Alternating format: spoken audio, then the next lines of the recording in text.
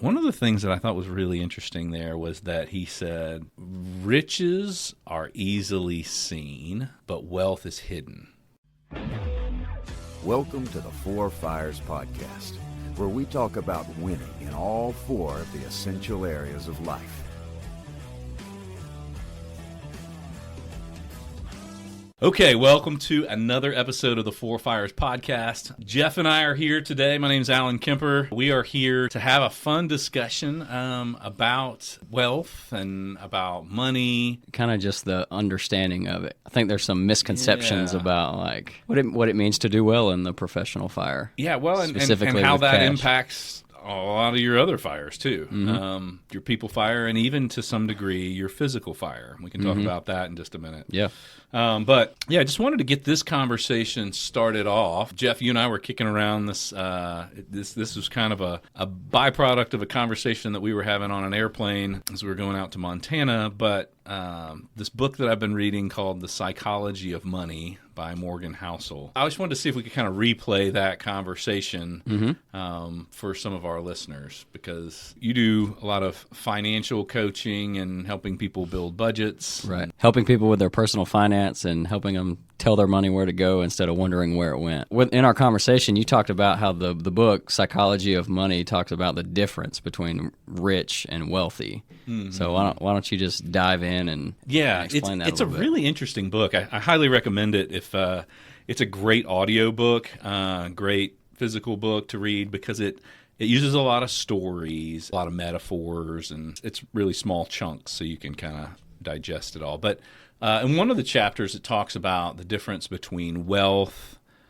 being wealthy, and being rich. And the distinction that the author makes is that rich is about having income. You have money coming in that you can spend on goods. Life. Yeah, you have access on a monthly basis to make some purchasing choices that the average person cannot make. Okay. Whether that means that you can afford to finance a car or even buy a car outright, or you can go on fancy trips, or you can buy all the nicest clothing or tractors or whatever it is that you can afford to buy things. And the distinction that he was making in this book is that riches is about income. Wealth is about stored or unspent decisions to purchase goods and services. And one of the things that I thought was really interesting there was that he said, riches are easily seen, but wealth is hidden. Because by definition, wealth is the unspent that you don't see. Consumption. It's unspent consumption. And so that you're not truly wealthy if you've used all of your income to consume. You're rich. Right. But you're not wealthy. You can be rich without being wealthy. Mm-hmm. Basically, that means you're spending all of your money and saving none. Mm-hmm. You can be wealthy but not look rich, meaning that you're saving all of your money. Yeah. And it's also possible for you to have amassed such a level of income and such a level of savings that you can both be wealthy and rich. Mm-hmm. But to make a distinction between those, just because you look rich does not mean that you are wealthy. Definitely not. What I see is that most people who look rich are barely scraping by every month to pay for all of those things that make them look rich. Yeah. One of my favorite sayings that my grandfather used to say is big hat, no cattle. Yeah, that's it. He's got the big hat, but the modern version of that one might be a big truck, no bank account. Something like that. And I think one of the things that's interesting in that discussion is that, he went through in this book, and this is a separate chapter, and he talked about that part of what makes someone successful financially has very little to do with education level and has everything to do with what behaviors we enact in our lives. That's it, yeah. He made used an example of an Ivy League educated investment banker who had lots of high earnings, but made some decisions lifestyle-wise and professionally that when he died, he had nothing to his name. And that there was another scenario of a guy who was a janitor and lived in a little 2-bedroom house his whole life, and when he died, gave away $8 million to a lot of different philanthropies and community organizations, and that he was wealthy, and that the investment banker, the Ivy League educated investment banker, was poor, and that those outcomes were completely independent of the education level around the topic. And that's when he's talking about finance.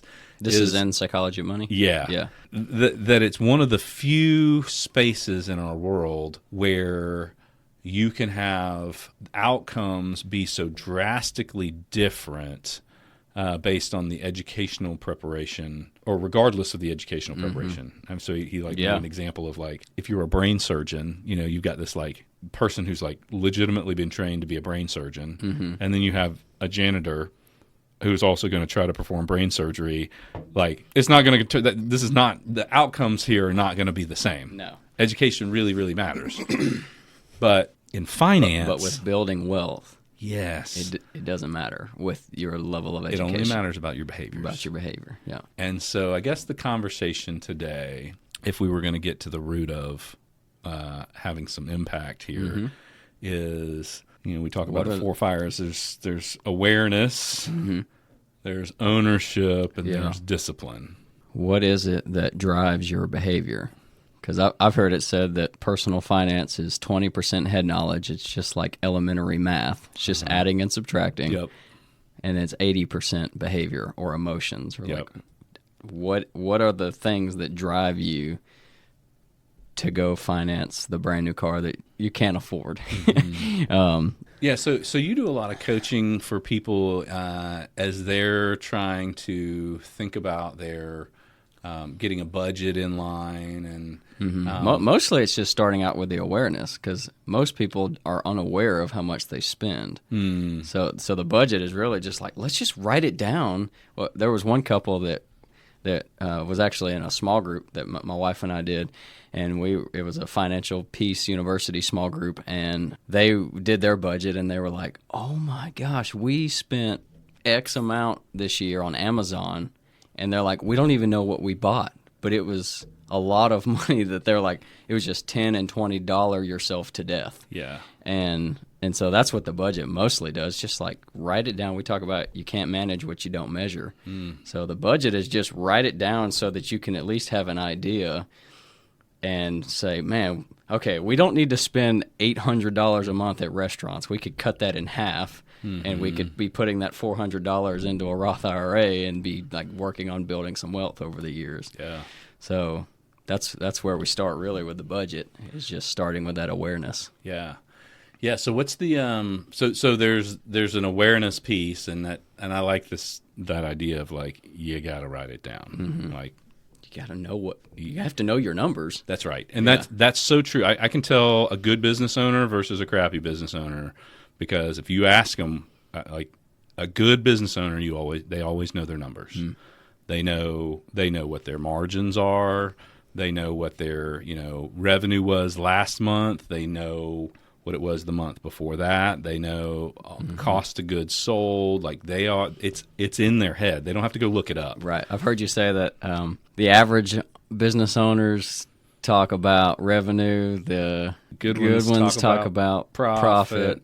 And the great ones talk about wealth creation. And so even with those 3 levels, they probably know more specific numbers as you go up that list. Like the guy who's only concerned with revenue, maybe he doesn't even know what his margin is. He's just like, oh, I just know we did this much in revenue. And yeah, I mean, I've talked to guys running $19 million companies, and you ask them, well, how much did you clear? And they don't know. Yeah. Like, they're just out there growing and selling. Well, that's like, I mean, in some cases, it's like, hey, we're buying watermelons for $1 and selling them for 75 cents and trying to make it up on volume. Yeah. Right? Like, it's not going to work. That's a bad formula. That's a bad model, right? So, and I've seen business owners do that. Like, they just get so focused on revenue. And then there's other people who get so focused on profit, like that, and that's better, right? So that's your take-home percentage. Right.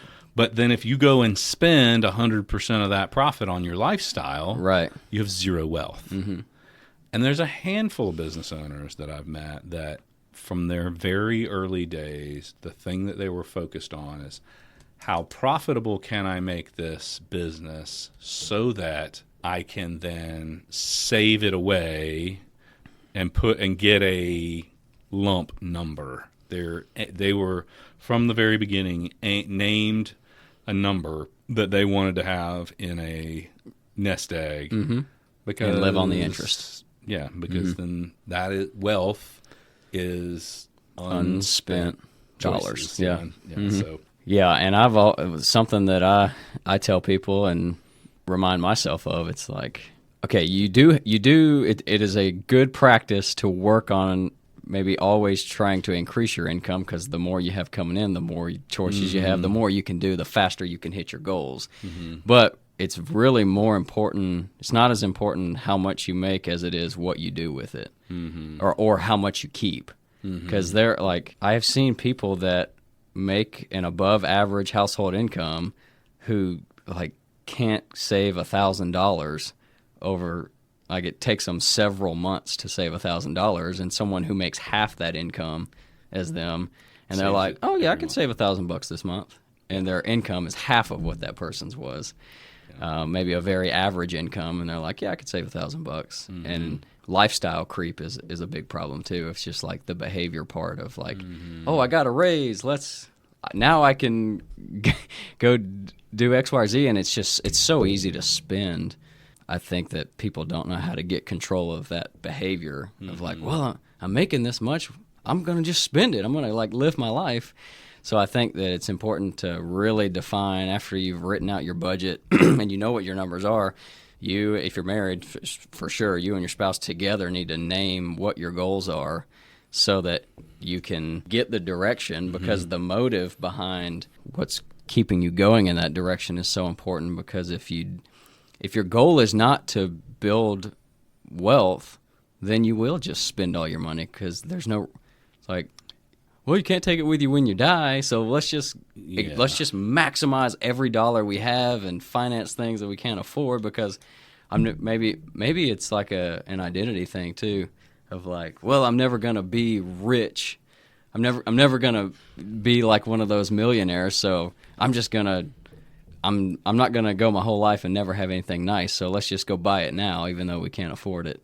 Yeah. And then you're just putting yourself in that hole, and now you're stuck. Yeah. And it takes a pressure cooker that you Right. can't ever get out of. The ways to avoid living in debt, and Scripture talks a lot about, debtor is slave to the lender. Yeah, and raise your hand if you want to be a slave, right? Not me. Not I me. want to be free. We talked about that in the past episode. Yeah. So I have a lot of choices. Yeah, I want to have more choices. And if I'm borrowing money today, I am stealing from my future self. That's right. I am taking away a choice that I would have had, and future me is going to be pissed at past me, because I have enslaved myself in an effort to not do that. Really, the way to make sure that we are being responsible with the riches that we are handed. Which again is the income every month. Yep. Well, you have to live within your means, right? Essentially, which means that you have to increase your means, Yeah. or decrease your expenses. Yeah, it really is. It's so common sense. The 80% of the equation, the behavior part. Yeah. Or no, sorry, excuse me. The 20% of it, the head knowledge of knowing how to handle your money, is so common sense. Yeah.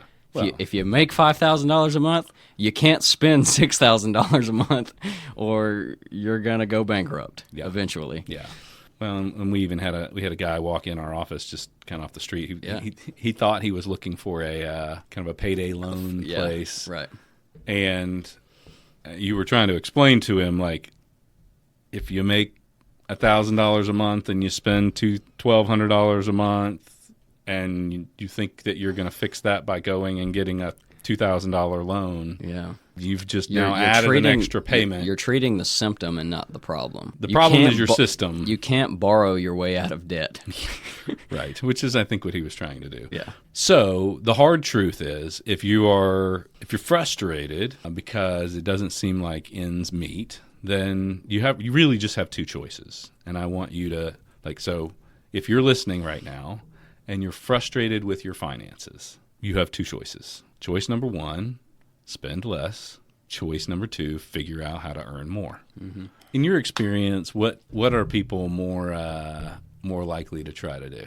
We just recorded another episode about personalities. Yeah. So it might have a little bit to do with personalities. Yeah. So for the listeners, go back and listen to the episode where we talk about the DISC profile, but so that you know what I'm talking about. But maybe a high D might be more prone to say, well, I'm just going to go earn more money. Mm-hmm. And a high S, which is what I am, is like, no, a dollar saved is more valuable than a dollar earned. I'm just going to do better with the money that I'm still going to try, but it's almost easier to just cut back than it is to go driving. So it might depend on the person's personality, but I think on that topic of a dollar saved is more valuable than a dollar earned, it should be easier just to cut back and say no. Mm-hmm. But then you got to say no to the hair appointment every single week, and you got to say no to the all Yep. You just have to be able to say no to consumption. So your question was, which one is easier, saying no or going and making more income? I like your answer of it, Matt. It depends on personality. I think it does. I think it depends because in the world that the business owners that I coach. It's a quick answer. I'll just go make more. I'll just go make more. I'll go sign another. Make another sale this week. 100%. And so there's a mentality there around, I'll just go get more, which is fine, so long as you don't then couple that with, and I'll spend more. Yeah. In the physical fire, we say you can't out-exercise a poor diet or poor eating. I think in the professional fire, you cannot out-earn poor spending. Well, on an extreme level, you could. Actually, I've seen some people do. I mean, let's say the average person cannot out-earn their poor spending. That's true, and you can have. I mean, Michael Jackson, the king of pop, died bankrupt. Mm-hmm. I mean, what was it? I just heard the numbers on Mike Tyson, and he had earned like $400 million in his career, and it was all gone. It's all gone. At one, maybe it still is. I don't know, but yeah. At one point it was all gone. You can spend it. You can definitely. Someone spend will it. help you spend your money. Yeah. So a fool and his money are quickly separated, right? So that's a proverb that I don't want to be true about me, right? Don't be a fool. So I think there's some people who are wired to go just blow the doors off. I'm going to go earn more. Mm-hmm. If that is you. Like if you think, man, I'm a hunter, I can go find an extra $1,000 a month, $5,000 a month, $10,000 a month, $100,000 a month, whatever the big number, whatever the increase are. Yeah. And it's just zeros. The awareness for you is that the propensity that you have, the risk taking that you have to go out there and earn the money is the same characteristic that will have you burn through all of what you got. So you have to put a stopgap in there. You have to have a financial planner, or you have to have a system that is going to counteract your quick decision-making, high-risk behaviors that helped you earn all that money. Mm-hmm. Your gift in earning money is the same gift that will have you be poor, unless you put some kind of barrier, intentional barrier there. Mm-hmm.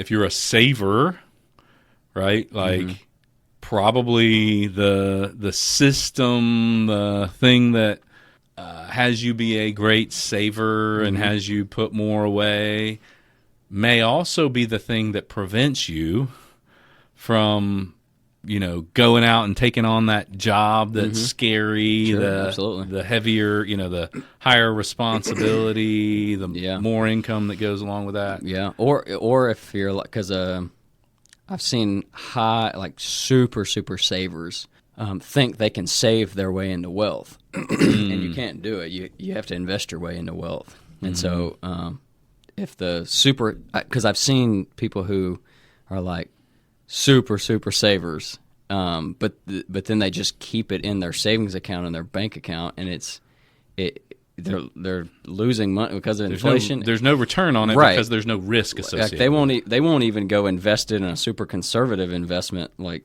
some mutual funds or something because they're scared they're going to lose it, and that's just not healthy either. Yeah.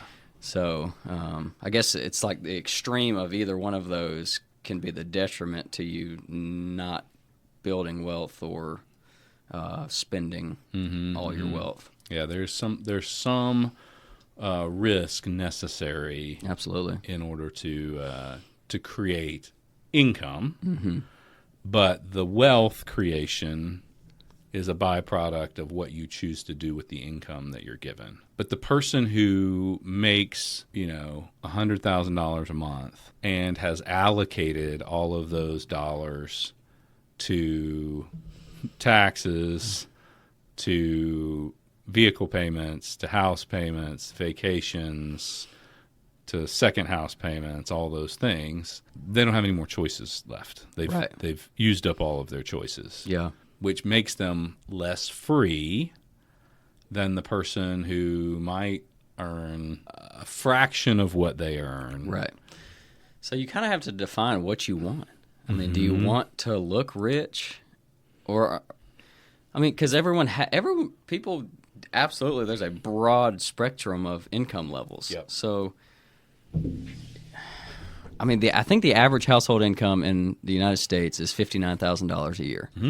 So let's just go with that number. $60,000 a year, if that's the average household income, then take the average person. Do you want to build wealth, or do you want to look rich? Because I would argue that you can't really have both. Like you have to choose one of the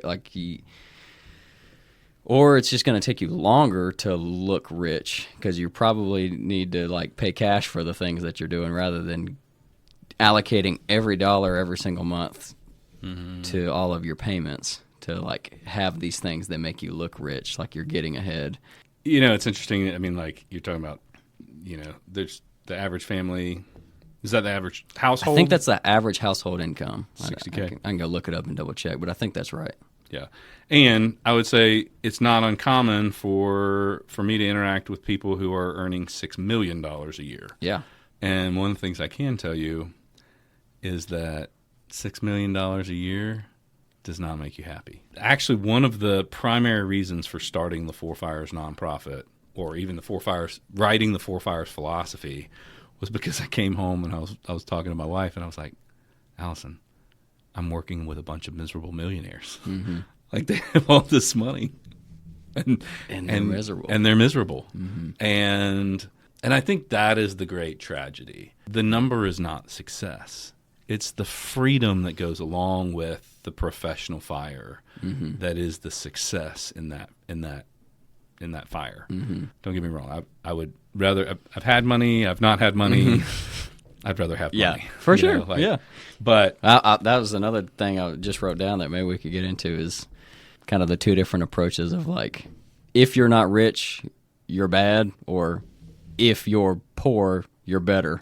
There's just these two far ends of the spectrum, so we can kind of get into people's that, perception, and especially when it comes to their spirituality and money. Yeah, because let's just go into it. So you and I had a conversation one time, and you said, "Well, which is better? Which of these two people would God be more pleased, or would God say, 'Well done'?" The person so let's take your numbers, 60,000 or 6 million a year. Yeah. So the person who makes $60,000 a year, and they borrow everything they can borrow to finance. They are just have debt up to their eyeballs and barely scraping by pennies every single month trying to make all these payments.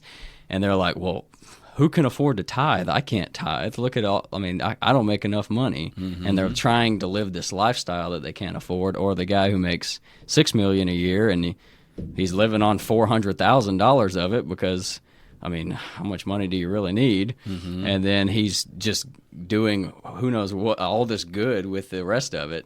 Just the argument of like, oh, rich people are evil, and they versus I'm better because I'm. You just mentioned like I don't know. There's just what's it called, Gnosticism, where like you think you're better because you're poor, you're more holy. Yeah. And then the opposite of that was like the prosperity stuff of like if you're not rich, you're not right with God, which is totally. Yeah. What's the word? Starts with an H. Heresy. Heinous. Yeah, heresy, where it's like that is not scriptural at all. You can't back that up at all. Yeah. You know, our perceptions of wealth, and we come, you know, everybody comes from a family where most people don't talk about sex and they don't talk about money. And what are the two primary reasons for divorce? Sex and money. Disagreements on sex and money. I mean, we should be talking about this with our kids, and that's another podcast in and of itself. We'll talk about, you know, how do we raise four-dimensional kids and what kind of conversations do we need to have. But the ability to talk about money and the ability to handle it well, one of the things I've noticed is that people who have lots of money are comfortable talking about it.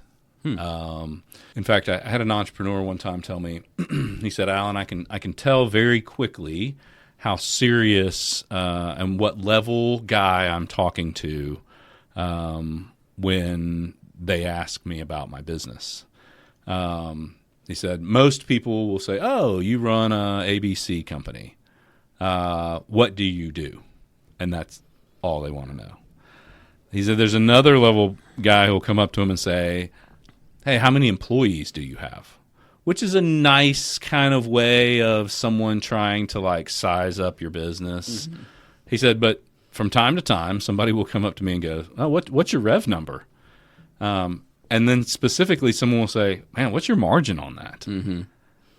Oh. It just tells you more about what that person's really asking you. Well, and a lot of people would say, I wouldn't want to be that nosy. Yeah. But people who have money know how to talk about money. And they can have money conversations, and it's okay.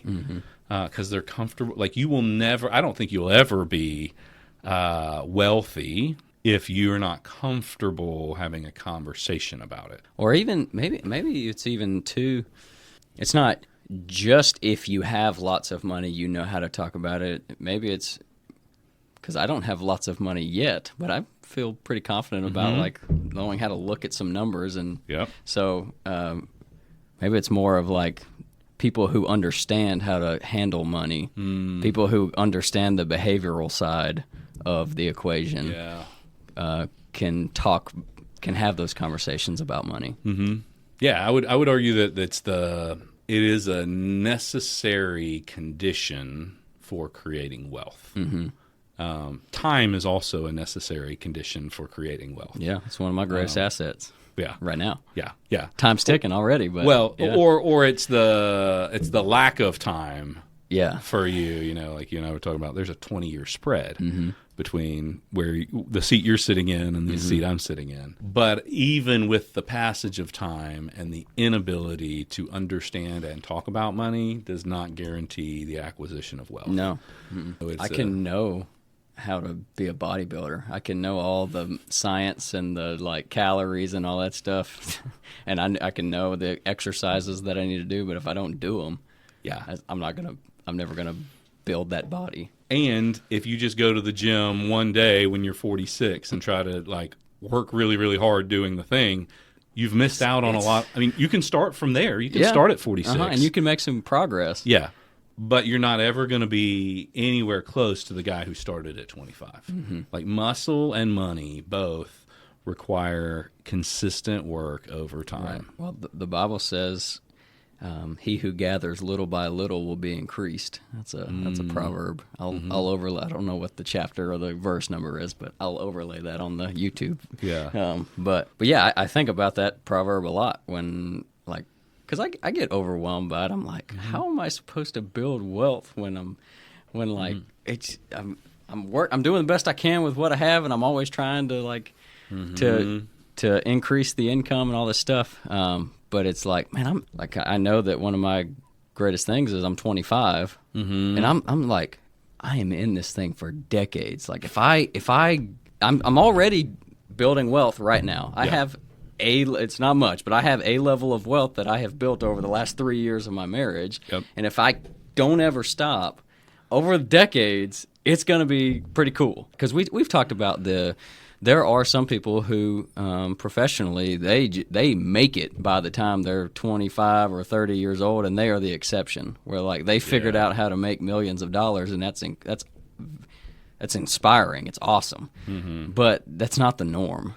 Go hard. Let's build some wealth and let's do well, but don't feel like you're a failure if you're not making millions of dollars. Yeah. Let's still be a good steward of the money God has blessed you with. One time I was talking to somebody about how long it was going to take for them to do a degree program, and they're like, oh my gosh, that's going to, if I change my major, it's going to take me 3 years to do that. And do you know how long that is? Do you know how? And it's like, yeah. How old will you be in 3 years? 25. And they were like 25. And it was like, and when you're 25, either way, 3 years from now, you're going to be 25. Yeah. You're either going to be 25 with a degree or 25 without a degree. Yeah. But in either case, those 3 years are going to pass. Right. So like when you made that comment, I'm in this thing for decades. Hopefully. Yeah, I mean, one way or the other. And so in 20 years, you're going to be 45. Right. Do I want to look back and wish that I would have built some level of wealth over the last 20 years, or do I actually want to do it? Yeah, yeah. So in this book, Psychology of Money, one of the other chapters talks about Warren Buffett's investing secret. And it's really phenomenal because it highlights what you just said. Warren Buffett is not the greatest investor of our time. He goes through and he names some other person who has gotten some kind of like radically different return than Warren Buffett. I forget the guy's name. Warren Buffett's secret is he started investing when he was 15 years old. And he's old now. And they said he's probably coming up on like 100 years of investing. I mean, 115 years old or something. Legitimately, time is the thing that time in the market not it really allows him to be this icon. So I do want to speak to that too on just the topic of time. I had to make sure that I didn't fall into this, and I want the listeners to hear this too, is like, if you are young and you say, oh, I've got time, like this is going to be awesome, I've got time, don't get stagnant in that. Because before you know, like 3 years ago when I was 22 and I was just married, I was like, man, I have all this time. But it's already been 3 years, and I've been investing that whole time, and I could already just 3 years look back and like, dang, I should have started 3 years ago. So it's just like, don't get stagnant in that. If you do have the value of time right now, like start today. Yeah. Even if it's just a little bit. I think early on, and when I first met you, there was a book called Automatic Millionaire. I never read that one. Okay. So that book was pretty impactful for me, because one of the things it talked about in terms of financial behaviors is that it's very hard to consistently make good decisions. So what the book is encouraging people to do is to not trust that every month you're going to write that $500 check to your savings account. Right. Or to your Roth or whatever. Yeah. To your investment, your retirement. It's the same guy who wrote Smart Couples Finish Rich. Oh, David Bach? Yep. Yeah. So, and a lot of the same concepts that are... That book was very impactful for me. Yeah, and I think that was a repackaging of Automatic Millionaire into a couples book. And so the principle there is you don't have to be smart every month. You don't have to be disciplined every month. With finance, you can just be disciplined once. Make the automation. Make the automatic payment. Yeah. Like have it auto withdraw and put in. So the decision that you can make, young or old, is auto draft Yeah. savings. Because when you don't, I mean, it's amazing. Like when I've chosen to like overpay on my mortgage, choose it once. Like if every month, if my mortgage was $1,000, and every month I'm sitting there choosing to write the check of like, am I going to pay $1,500 this month? Or do I want that in my household operating account? But if you just set it on auto draft, it's $1,500 every month. Then that mortgage gets paid down a whole lot faster, and you just learn to live off of Yeah. what you have left. Yeah. And so be bold and courageous once Yeah. when you're signing up for auto draft. Yeah. Okay, so let's try to put a bow on this. Yeah. When you talk about riches, being rich, the metric for that is monthly income. But the metric And spending it.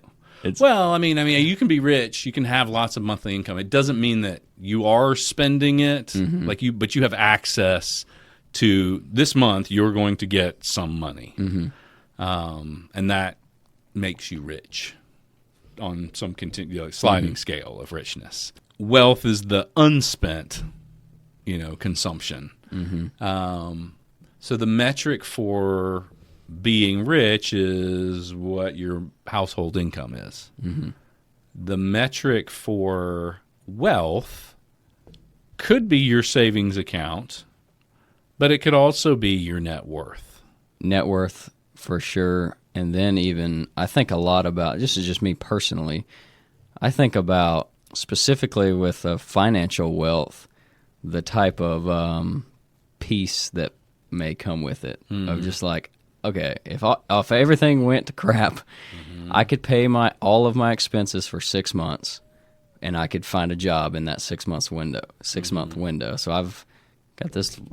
In the grand scheme of things, it's this pretty small amount of wealth that would pay my bills for 6 months, and that is what motivates me to do well in the professional fire, not to have all these really nice things and everybody's like, man, Jeff Rice, man, can't hide money. That guy's just got it going on.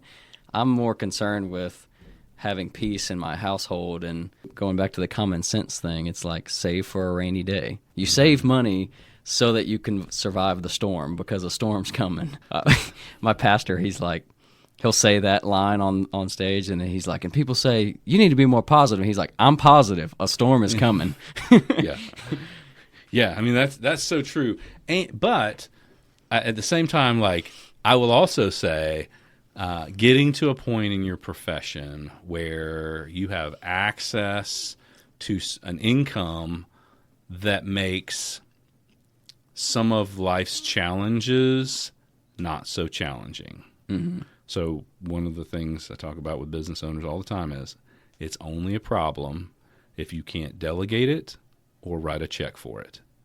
And there are some problems in life that you can solve with a checkbook if you have done the work to get the income level.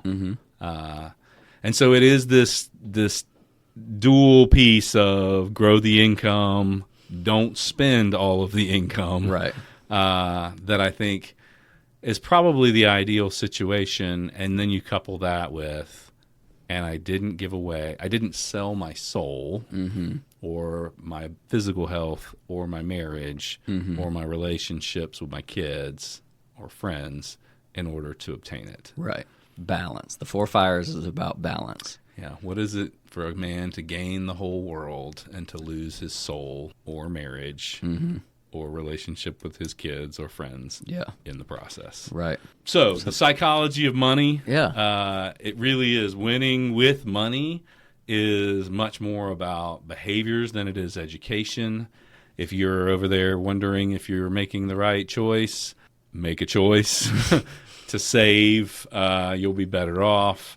I highly recommend reading that book. And let us know in the comments if there's something that we said in this podcast that maybe you'd want to hear more on, or if we didn't go the route that you I don't know if there's more on this topic Yeah, of you the could- professional fire and You can talk about money crap. for days. Right. So let us know in the comments if there's another segue or a topic that you want to hear about For sure. on the topic of cash and money.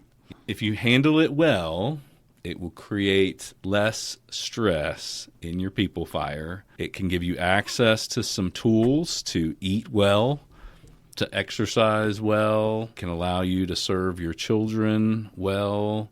I mean, money, there's a lot of good that money can do on the planet. So, Alan, thanks so much for hanging out and talking. I always enjoy it. And, guys, thank you for listening, and we'll catch you on the next episode of the Four Fires Podcast.